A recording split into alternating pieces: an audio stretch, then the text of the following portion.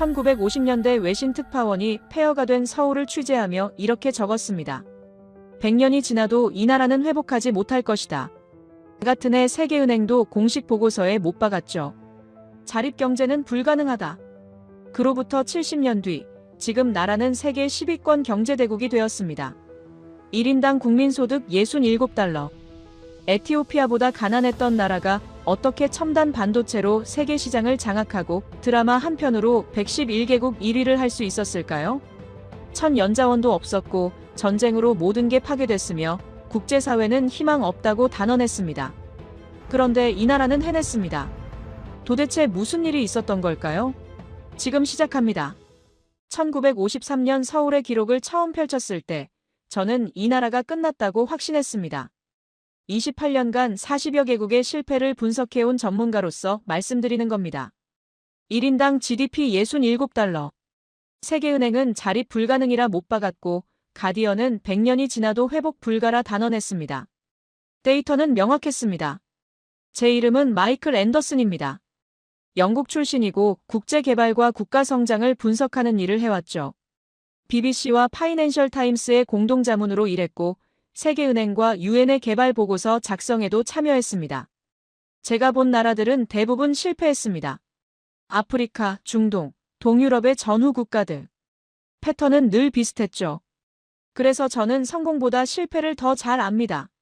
1953년 한국의 기록은 그 실패 패턴과 정확히 일치했습니다. 특파원들이 찍은 사진부터 충격적이었습니다. 서울은 도시라 부르기 어려웠죠. 건물이라곤 무너진 벽돌 더미뿐이었고 사람들은 판잣집에서 겨울을 버텨내고 있었습니다. 맨발의 아이들이 거리를 돌아다녔고 어른들은 구호품 배급을 기다리며 줄을 섰습니다. 한 특파원은 이렇게 적었죠. 겨울이 오면 얼어 죽을 사람부터 걱정해야 하는 도시. 저는 감정으로 국가를 평가하지 않습니다. 숫자를 봅니다. 1953년 한국의 1인당 GDP 67달러. 에티오피아보다 낮았습니다. 가나는 한국의 3배였고 필리핀은 5배였습니다. 산업시설은 전쟁으로 파괴됐고 전기도, 기술도, 식량도 없었습니다. 유엔은 국제 원조 없이는 생존 불가능이라 공식 판정했습니다. 세계은행은 최소 30년간 원조가 필요하며 그나마도 자립경제는 불가능하다고 못 박았습니다. 뉴욕타임스는 희망 없는 케이스라 기록했고 르몽드는 국가라 부르기 어려운 땅이라 표현했습니다. 저 역시 그들의 판단에 동의했습니다. 통계는 거짓말을 하지 않으니까요. 그런데 더 심각한 문제가 있었습니다. 인구였습니다.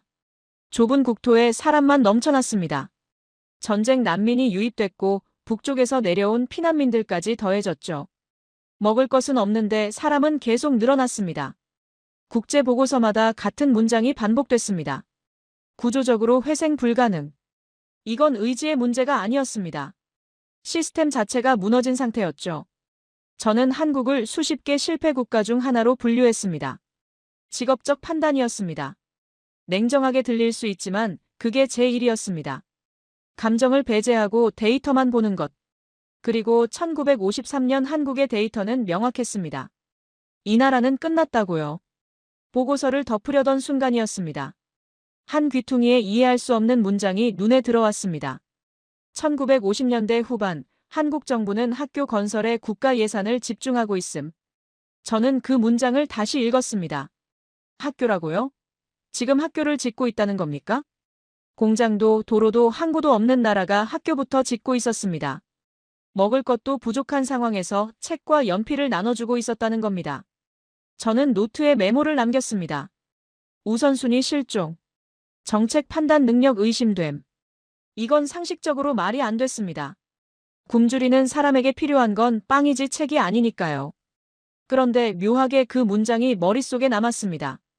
왜 지금 학교인가? 왜 하필 교육인가? 이 나라는 도대체 무엇을 보고 있는 건가? 저는 보고서를 다시 펼쳤습니다. 뭔가 놓친 게 있는 것 같았습니다. 데이터는 실패를 가리키고 있었지만 이 한 줄은 달랐습니다. 이건 실패 국가의 행동이 아니었습니다. 그때까지 한국은 통계상 이미 끝난 케이스였습니다. 그런데 이상했습니다. 끝난 나라가 20년 뒤를 준비하고 있었으니까요. 그 학교 건설 기록을 파헤치기 시작했습니다. 처음엔 단순한 호기심이었습니다. 이 나라가 도대체 무슨 생각으로 그런 선택을 했는지 알고 싶었죠. 자료를 모으면 모을수록 저는 혼란스러워졌습니다. 이건 호기심으로 넘길 문제가 아니었습니다. 1955년부터 1960년까지 불과 5년 동안 한국은 학교를 3,000곳 이상 지었습니다. 공장 하나 제대로 가동되지 않는 나라였습니다. 도로는 비포장이었고 전기는 하루에 몇 시간만 들어왔죠.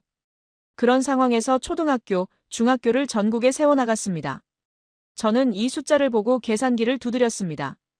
국가 예산 대비 교육 투자 비율이 말도 안 되는 수준이었습니다. 국제사회의 반응은 냉소였습니다. 이코노미스트는 사설에 이렇게 적었습니다. 배고픈 사람에게 필요한 건 책이 아니라 빵이다. 파이낸셜 타임스는 우선순위를 모르는 정부라 비판했죠. 유엔 개발 자문단은 식량 증산과 기초 인프라 구축이 먼저라고 권고했습니다.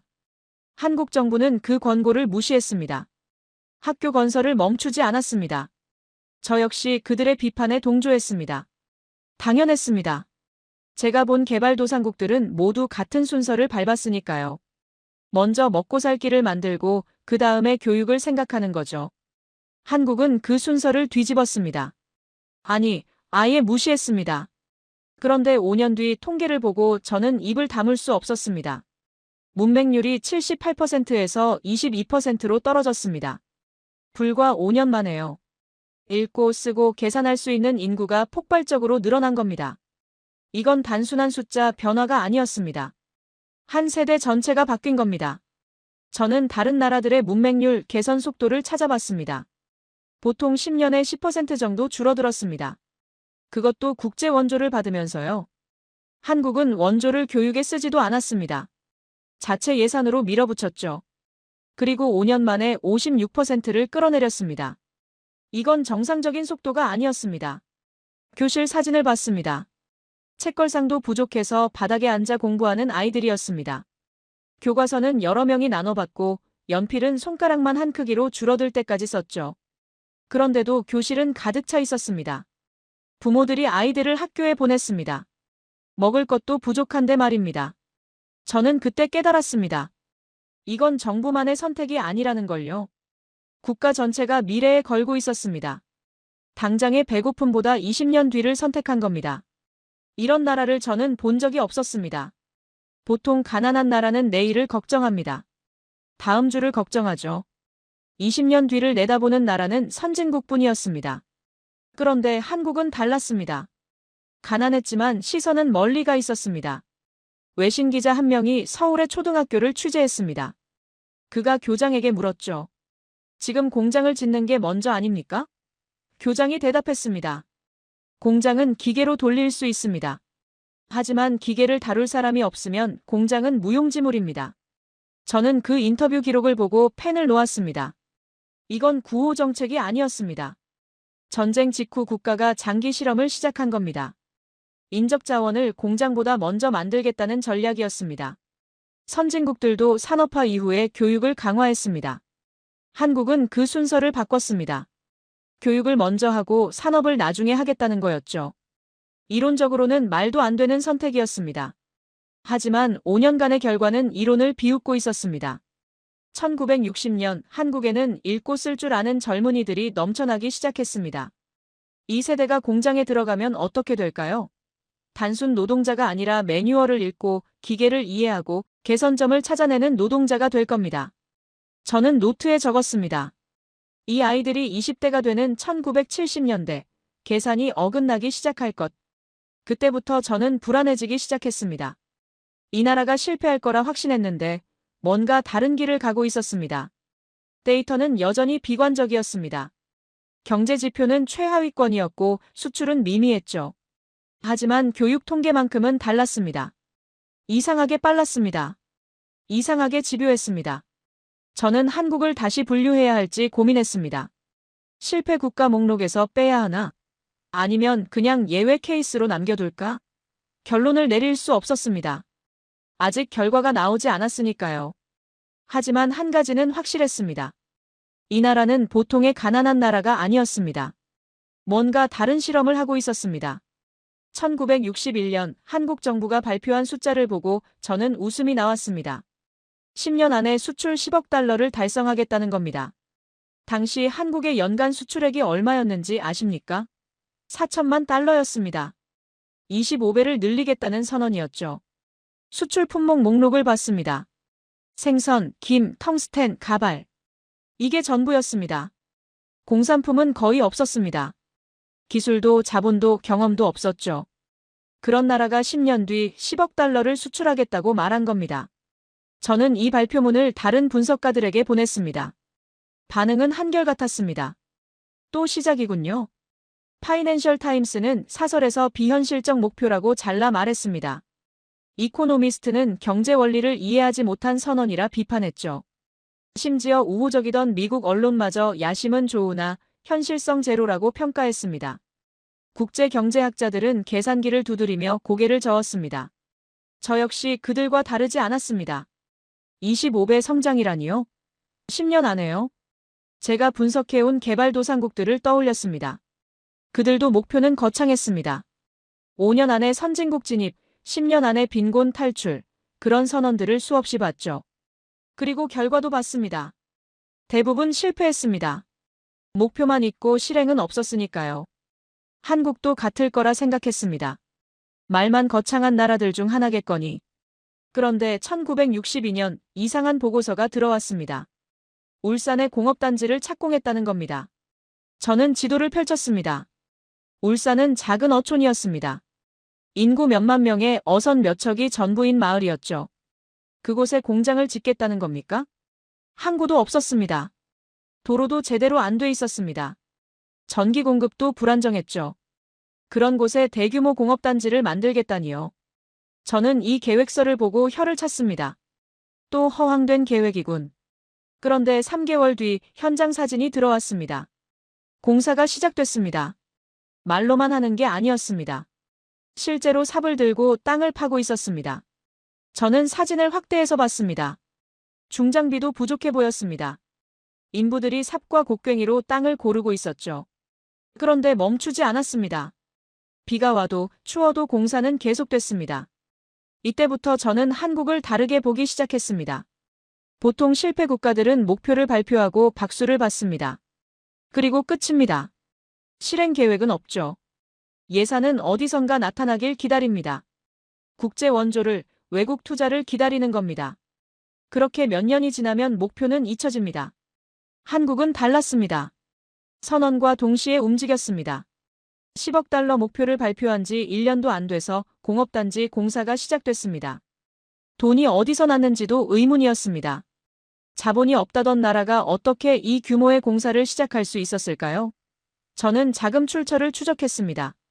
일본 차관, 독일 송금, 베트남 파병 수입. 모든 외화를 이 공사에 쏟아붓고 있었습니다. 이건 도박이었습니다. 실패하면 나라가 무너질 수 있는 규모였죠. 그런데 그들은 멈추지 않았습니다. 울산뿐만 아니었습니다. 전국 곳곳에서 공장 부지가 조성됐습니다. 인천, 구로, 창원. 아무것도 없던 땅에 기초공사가 시작됐죠. 저는 이 속도를 이해할 수 없었습니다. 계획 수립부터 착공까지 보통 몇 년이 걸립니다. 한국은 몇 달 만에 해치웠습니다. 외신 기자들이 현장을 취재하기 시작했습니다. 한 기자가 공사 책임자에게 물었습니다. 자본도 기술도 없는데 어떻게 이 공사를 진행하십니까? 책임자가 대답했죠. 없으면 만들면 됩니다. 공장이 있어야 기술이 생깁니다. 저는 그 인터뷰를 읽고 펜을 놓았습니다. 이 사람들은 정말로 믿고 있었습니다. 선언이 허풍이 아니었습니다. 진짜 목표였습니다. 저는 노트에 적었습니다. 한국은 선언과 행동 사이에 간격이 없다. 목표를 말하면 즉시 실행한다. 이건 위험하다. 왜 위험하다고 적었을까요? 제 경험상 이렇게 빠르게 움직이는 나라는 두 가지 중 하나였습니다. 대성공하거나 대실패하거나.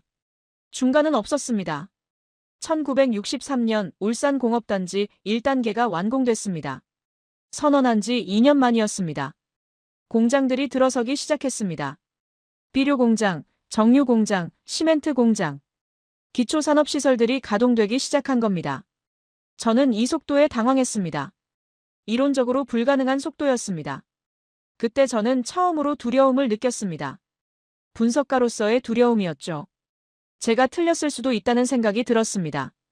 한국이 정말로 10억 달러를 달성할 수도 있겠다는 생각이요.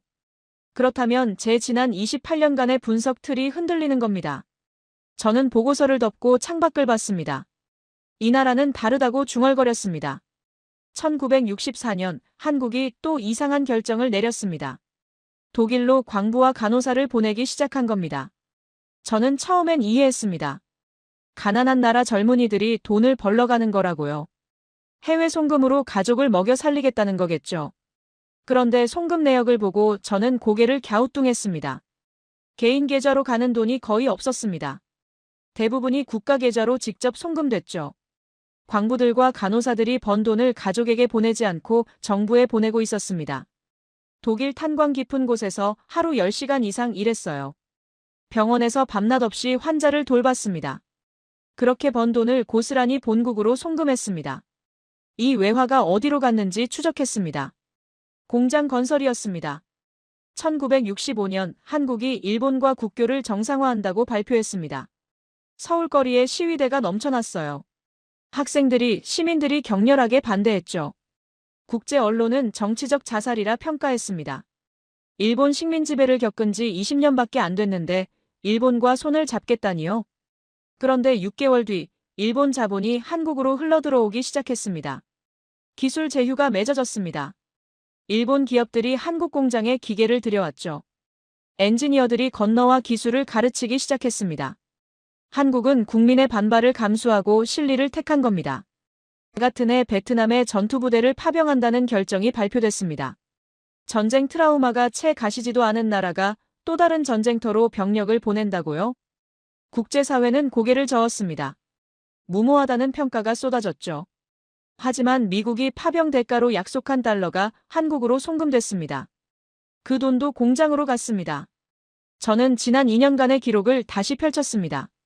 독일 파견, 일본 국교 정상화, 베트남 파병. 겉보기엔 따로따로 보이는 결정들이었습니다.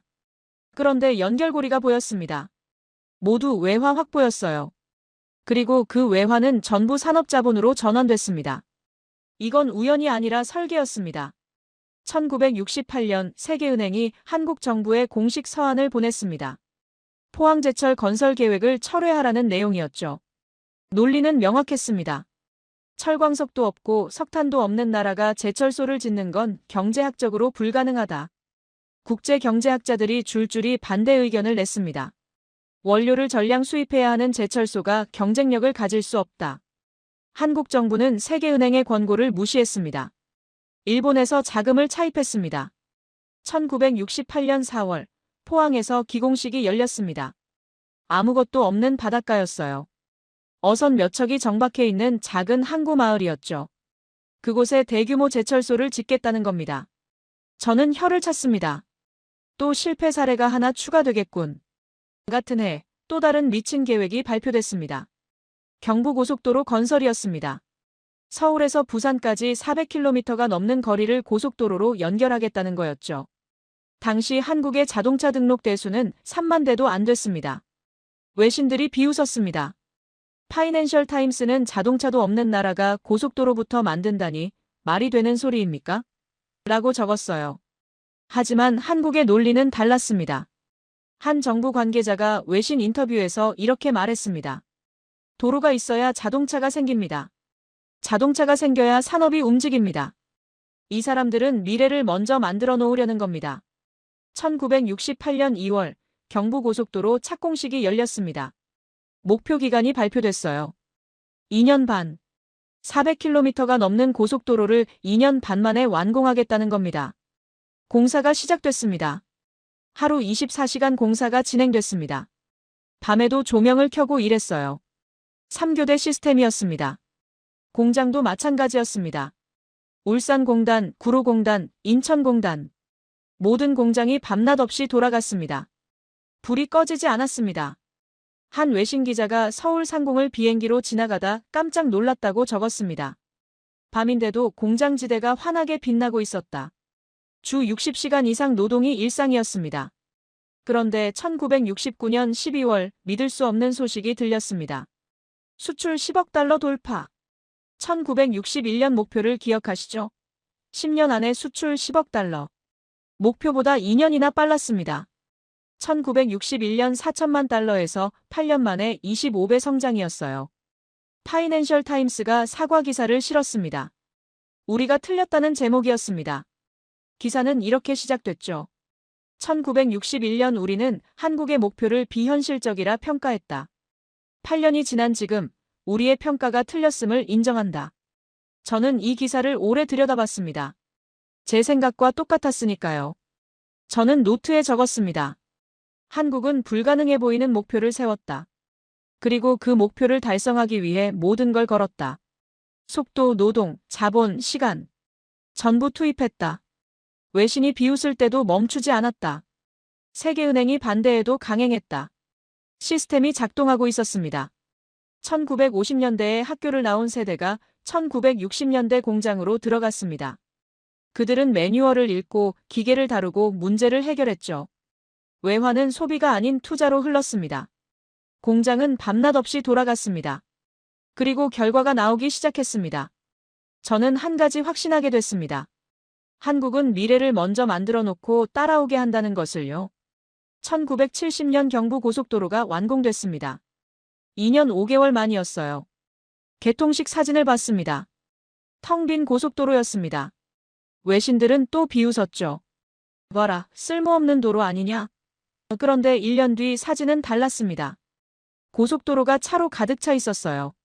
1973년 포항제철 1기 설비가 완공됐습니다. 세계은행이 반대했던 그 제철소가 작동하기 시작한 겁니다. 원료는 수입했습니다. 하지만 인건비가 낮았고 24시간 가동으로 효율을 높였어요. 적자를 예상했던 제철소가 흑자를 냈습니다. 세계은행 경제학자들이 계산을 다시 했습니다.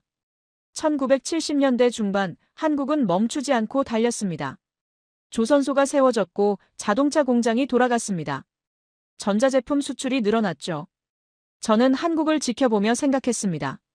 이 속도가 언제까지 지속될 수 있을까? 그리고 1979년 그 답이 나왔습니다. 1979년 10월 세계 유가가 폭등했습니다. 2차 오일 쇼크였죠. 유가가 3배 올랐습니다. 한국은 에너지를 전량 수입하는 나라였어요. 석유 한 방울 안 나오는 나라가 공장을 24시간 돌려왔는데 원유값이 3배라니요? 저는 계산기를 두드렸습니다. 수입 비용이 천문학적으로 늘어날 겁니다. 1980년 초 한국의 경제 성장률이 발표됐습니다. 마이너스 1.7%. 20년 만에 첫 마이너스 성장이었습니다. 외신들이 일제히 보도했어요. 한국의 기적, 종말을 맞다. 파이낸셜 타임스는 과속 성장의 대가라고 적었습니다. 저 역시 그렇게 생각했습니다. 이번엔 정말 끝일 수도 있다고요. 그런데 이상한 점이 눈에 들어오기 시작했습니다. 공장 가동률이 떨어져야 맞았습니다. 그런데 공장 굴뚝에서 여전히 연기가 나오고 있었어요. 밤에도 불이 켜져 있었습니다. 교육 시스템도 유지되고 있었습니다. 대학 진학률이 떨어지지 않았어요. 기술 인력도 대량 해고되지 않았습니다. 시스템이 무너지지 않고 있었던 겁니다. 1981년 한국 경제가 다시 7% 성장을 기록했습니다. 1년 만에 반등한 겁니다. 저는 믿을 수가 없었습니다. 보통 이런 규모의 충격을 받으면 3년, 5년은 고전하는데요. 그런데 바로 그 해 한국은 또 다른 도박을 시작했습니다. 1983년 삼성이 64K DRAM 개발에 성공했다는 소식이 들렸습니다. 반도체였습니다. 당시 세계 반도체 시장은 일본과 미국이 장악하고 있었어요. 한국이 끼어들 틈이 전혀 없어 보였죠. 월스트리트 저널이 이렇게 썼습니다. 삼성의 반도체 도전은 무모하다. 일본과 미국이 지배하는 시장에서 한국이 살아남을 가능성은 거의 없다. 저도 같은 생각이었습니다. 또 불가능한 도전을 시작하는구나. 그런데 한국은 특이한 전략을 썼습니다.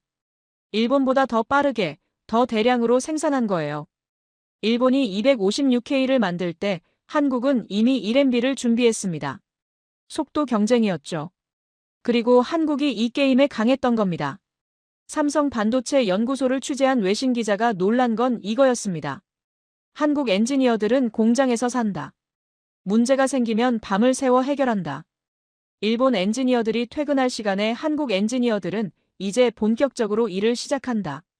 당시 한국 반도체 연구원들의 평균 근무 시간은 주 70시간이 넘었습니다. 1986년 놀라운 일이 벌어졌습니다. 한국이 일본을 제치고 DRAM 시장 1위에 오른 겁니다. 불과 3년 만의 일이었어요. 파이낸셜 타임스가 긴급 특집을 냈습니다. 한국은 어떻게 반도체 강국이 되었나? 저는 그 기사를 읽으며 고개를 끄덕였습니다. 반도체는 새로운 게임이 아니었습니다. 같은 공식의 반복이었어요. 1950년대 교육 투자가 만든 인력, 1960년대부터 쌓아온 속도, 1970년대 중화학공업에서 익힌 완벽주의. 이 세 가지가 반도체에 그대로 적용된 겁니다. 한국은 새로운 산업마다 같은 방법을 썼습니다. 빠르게 따라잡고 밤낮 없이 일하고 완벽을 추구했습니다. 1987년 한국산 반도체의 불량률이 일본산보다 낮다는 조사 결과가 나왔습니다. 빠르기만 한 게 아니라 정확하기까지 했던 겁니다. 저는 노트에 적었습니다. 속도와 완벽주의. 이 두 개가 일본을 이긴 무기였다. 1988년 9월 서울 올림픽이 열렸습니다. 개막식을 본 외신 기자들은 놀랐습니다. 뉴욕 타임스가 이렇게 적었어요. 이게 30년 전 폐허였던 나라가 맞나? 서울은 도쿄나 파리 못지않은 현대 도시다. 전자체점 시스템, 대형 스크린, 완벽한 중계 시스템. 올림픽 자체가 한국의 기술력을 보여주는 쇼케이스였습니다. BBC가 이렇게 평가했습니다. 서울 올림픽은 역대 올림픽 중 가장 완벽하게 운영된 대회다. 올림픽이 끝난 뒤 한국에 대한 세계의 시선이 완전히 바뀌었습니다. 더 이상 개발도상국이 아니었어요. 선진국 문턱에 있는 나라였죠. 1989년 한국의 1인당 국민소득이 5,000달러를 넘었습니다.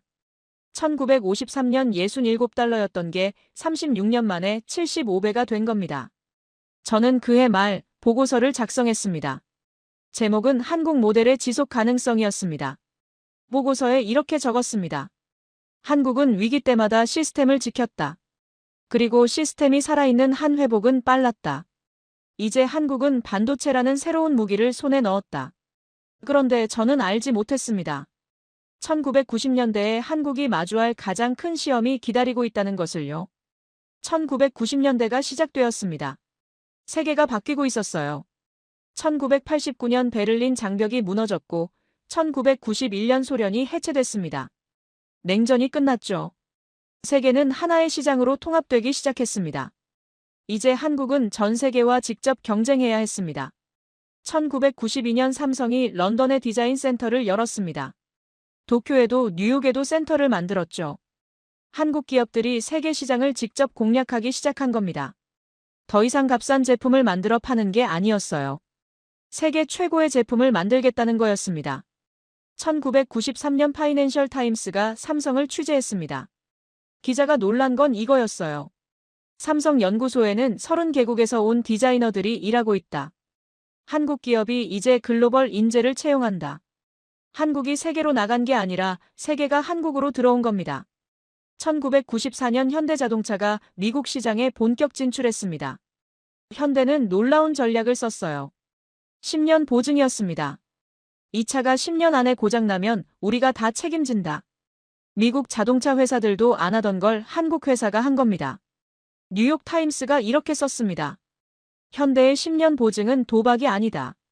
그들은 자신들의 기술을 믿는다. 1995년 12월 12일 한국이 OECD에 가입했습니다. 경제협력개발기구, 선진국 클럽이라고 불리는 곳이죠. 한국은 OECD 역사상 처음으로 원조를 받던 나라에서 회원국이 된 케이스였습니다. 이코노미스트 헤드라인이 이랬어요. 한국, 마침내 선진국 반열에. 40년 만의 기적. 저는 그날 밤 오래 생각했습니다. 1953년부터 1995년까지 42년이었습니다. 67달러에서 시작한 나라가 선진국이 됐습니다. 저는 보고서를 작성하며 이렇게 적었습니다. 한국은 증명했다. 자원이 없어도 전쟁의 폐허에서 시작해도 전략과 실행만 있으면 가능하다는 것을. 그런데 바로 그 순간 균열이 생기기 시작했습니다. 1996년 초 한보철강이 부도 위기에 몰렸습니다. 대기업이었어요. 그리고 3월 한보철강이 무너졌습니다. 7월에는 산미그룹이 쓰러졌죠. 대기업들이 연쇄로 부도를 맞기 시작한 겁니다. 월스트리트 저널이 경고 기사를 냈습니다. 한국 기업들의 부채 비율이 너무 높다. 위험 수준이다. 저는 그 기사를 읽으며 불안했습니다.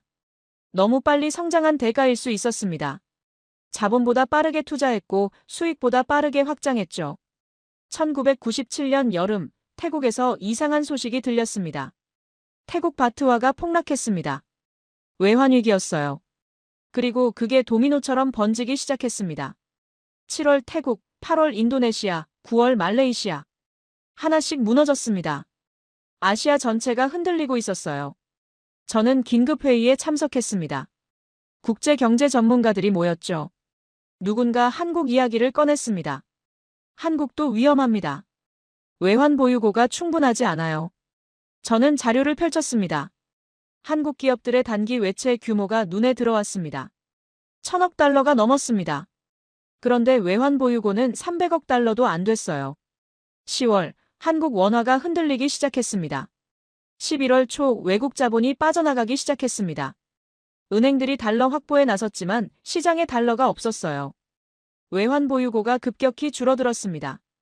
11월 중순, 대기업들이 연쇄로 위기에 빠졌습니다. 저는 서울로 갔습니다. 거리 분위기가 심상치 않았습니다. 은행 앞에 사람들이 줄을 섰어요. 달러로 바꾸려는 사람들이었습니다. 환전소마다 달러 없음이라는 팻말이 붙었죠. 기업들은 해외 채권자들에게 갚을 돈이 없었습니다. 국가 전체가 디폴트 직전이었습니다. 1997년 11월 21일 밤, 저는 호텔방에서 뉴스를 봤습니다. 정부가 긴급회의를 열고 있다는 소식이었어요. 다음 날인 11월 22일, 한국 정부는 IMF에 구제금융을 신청했습니다. 국제통화기금이었습니다. 40년간 쌓아올린 모든 것이 한순간에 무너지는 것처럼 보였습니다. 뉴욕타임스 일면 헤드라인이었습니다. 한국의 기적이 끝나다. IMF 구제금융 신청. 이코노미스트는 더 냉정했습니다. 한국은 최소 10년은 회복하지 못할 것이다. 잃어버린 10년이 시작됐다. 파이낸셜 타임스도 비슷한 논조였어요. 과속 성장의 필연적 결말. 저는 그날 밤 1953년 서울의 기록을 다시 꺼내 읽었습니다. 100년이 지나도 이 나라는 다시 일어서지 못할 것이다. 그로부터 44년이 지나 한국은 선진국이 됐습니다. 그런데 이제 다시 무너지는 걸까요? 결국 그때의 예언이 맞았던 걸까요? 저는 창밖을 봤습니다. 서울의 야경이 보였습니다. 불빛들이 여전히 빛나고 있었습니다. 공장지대에서 올라오는 연기가 보였어요. 위기였지만 시스템은 아직 작동하고 있었습니다. 1980년 오일 쇼크 때도 그랬었죠. 시스템을 지켰고 1년 만에 회복했습니다. 이번에도 그럴 수 있을까요? 저는 노트에 적었습니다. 1997년 11월 22일.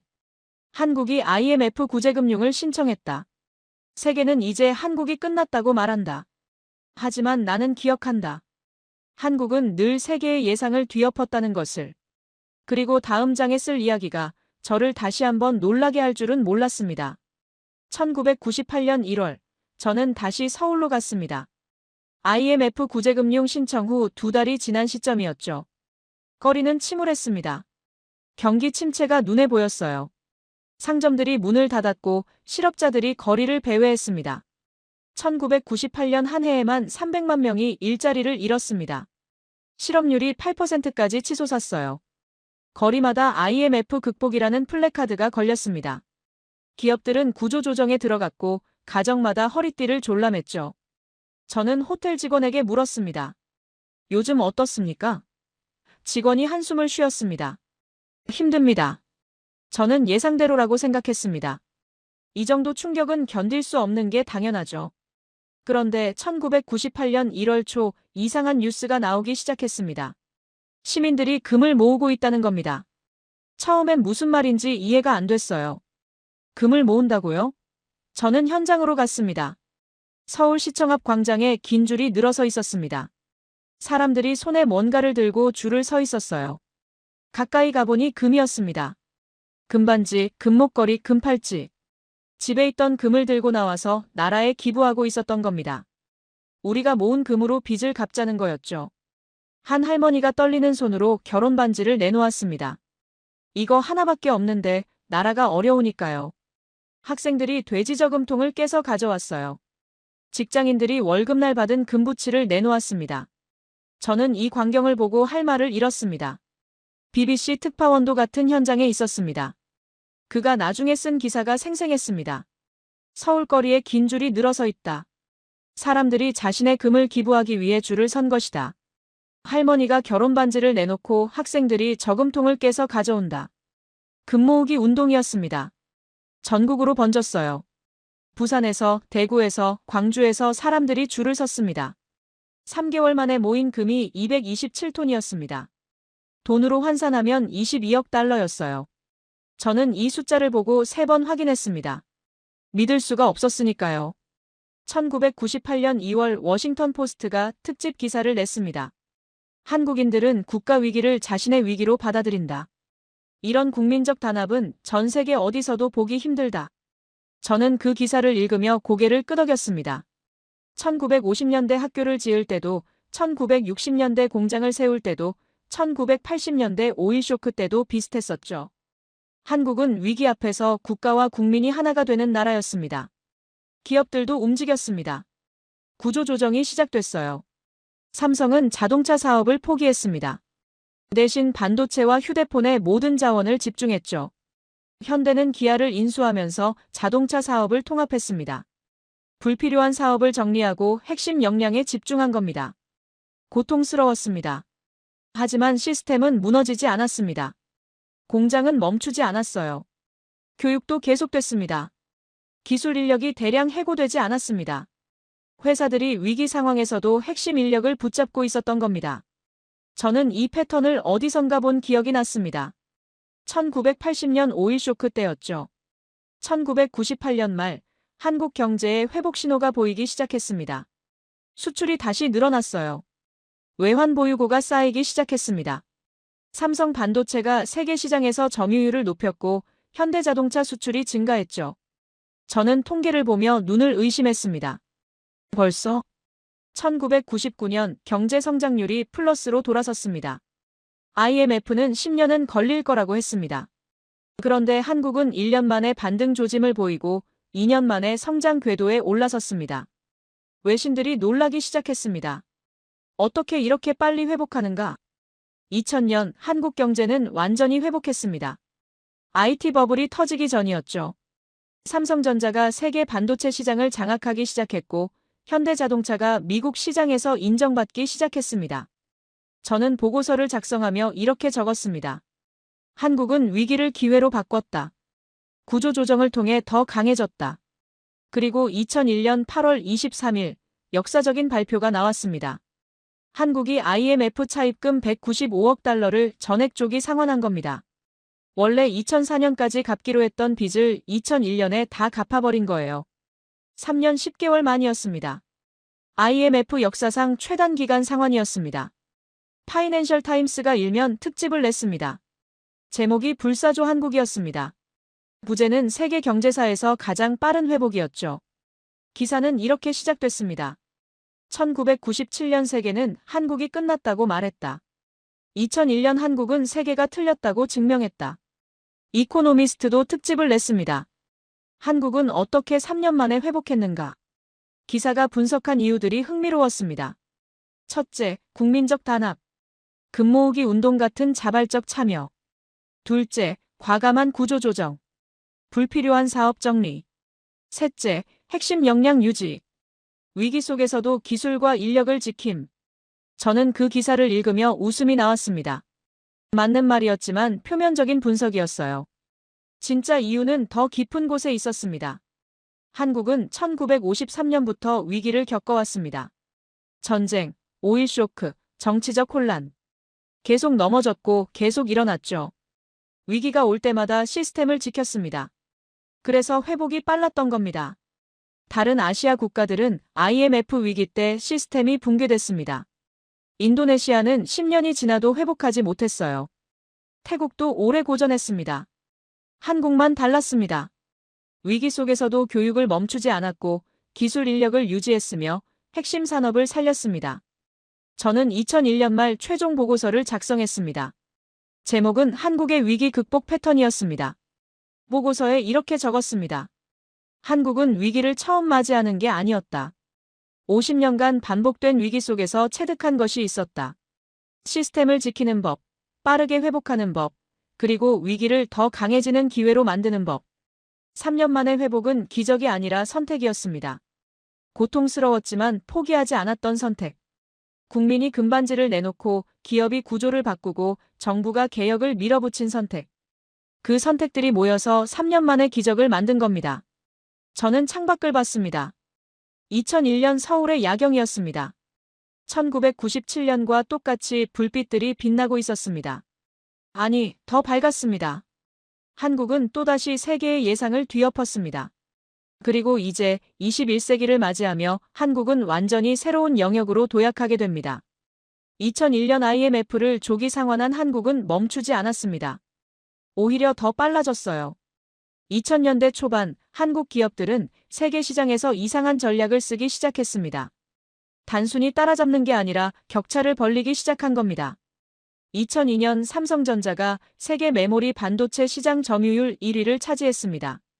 그런데 여기서 멈추지 않았어요. 다음 세대 반도체를 미리 개발했습니다. 일본이 따라올 때쯤이면 한국은 이미 그 다음 단계로 넘어가 있었죠. 파이낸셜 타임스가 이런 용어를 만들었습니다. 기술 초격차 전략. 2005년 현대중공업이 세계 조선 시장 1위에 올랐습니다. 단순한 배가 아니었어요. LNG 운반선, 해양 플랜트 같은 고부가 가치 선박이었습니다. 유럽 조선소들이 만들던 것들이었죠. 그런데 한국이 더 빠르게, 더 정확하게 만들었습니다. 유럽 조선소들이 하나씩 문을 닫기 시작했습니다. 자동차도 마찬가지였습니다. 현대기아차가 세계 5위권으로 올라섰어요. 그런데 더 놀라운 건 따로 있었습니다. 2000년대 중반부터 한국 기업들이 전기차 배터리에 집중하기 시작한 겁니다. LG화학, 삼성 SDI가 배터리 생산에 뛰어들었죠. 당시만 해도 전기차 시장이 크지 않았습니다. 그런데 한국은 미리 준비했습니다.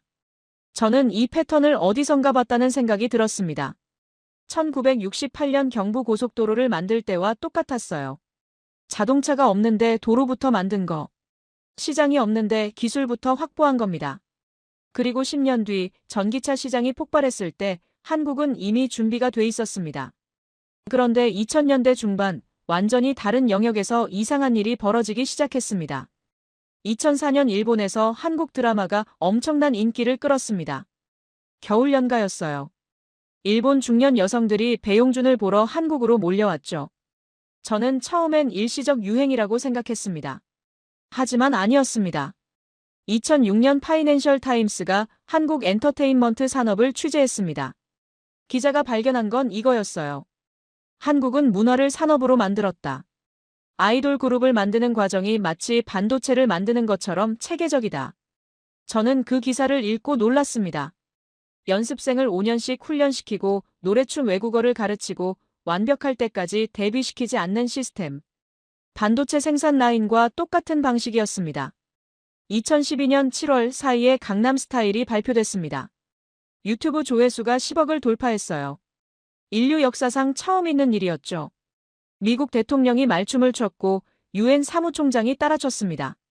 뉴욕타임스가 이렇게 분석했습니다. 강남스타일의 성공은 우연이 아니다. 이건 한국이 20년간 준비해온 문화산업의 결과다. 2013년 방탄소년단이 데뷔했습니다. 처음엔 아무도 주목하지 않았어요. 작은 기획사 출신이었으니까요. 하지만 그들은 유튜브와 소셜미디어를 통해 전 세계 팬들과 직접 소통했습니다. 2018년 그들은 빌보드 1위에 올랐습니다. 한국어로 노래하는데 전 세계 사람들이 듣는 겁니다. 2018년 BBC가 이렇게 썼어요. BTS는 비틀스 이후 가장 성공적인 팝그룹이다. 그리고 그들은 한국어로 노래한다. 저는 이 현상을 보며 깨달았습니다. 한국이 반도체를 만들듯이 아이돌을 만들고 있다는 것을요. 속도, 완벽주의 시스템. 1960년대부터 쌓아온 그 방법론이 문화산업에 그대로 적용된 겁니다. 2019년 5월 봉준호 감독의 기생충이 칸 영화제 황금종려상을 받았습니다. 그리고 2020년 2월 아카데미 작품상을 받았죠. 비영어권 영화로는 최초였습니다. 로스앤젤레스 타임스가 이렇게 썼습니다. 한국 영화가 할리우드를 이겼다. 이건 문화 권력의 이동을 의미한다. 2021년 9월 오징어 게임이 넷플릭스를 장악했습니다. 111개국에서 1위를 했어요. 월스트리트 저널이 특집을 냈습니다. 한국은 어떻게 문화 강국이 되었나? 그런데 저는 그 기사를 읽으며 중요한 걸 발견했습니다. 문화만 성공한 게 아니었다는 거예요. 2020년대 들어 한국은 기술과 문화 두 영역에서 동시에 폭발하고 있었습니다. 삼성과 SK하이닉스는 세계 메모리 반도체 시장의 70% 이상을 장악했습니다. LG에너지솔루션과 삼성 SDI는 전기차 배터리 시장 1, 2위였어요.